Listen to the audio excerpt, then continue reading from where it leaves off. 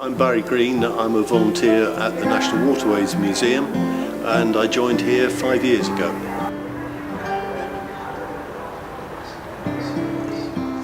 When we came to the museum, the idea was that I was coming to look to volunteer, but they started talking with my wife and she's a reference librarian, and they said, really, we've just brought the archives up from Gloucester, and I immediately was pushed back and they just wanted my wife to come and work here, and oh yes Barry, you can do site maintenance.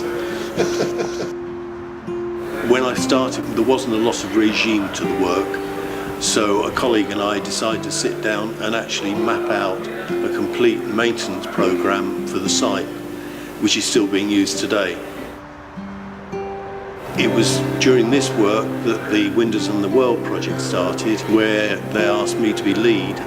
The resilience project was to conserve the boats and the collection that we had here, to lift the boats, move them into a store, and also to recommission the dry dock at the museum. And now we will start the conservation process.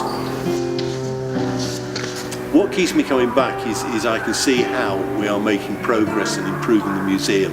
The Arts Council was a great leap forward.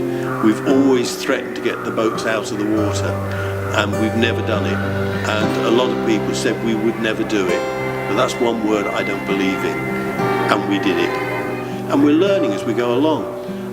It's a continual learning curve, which is great.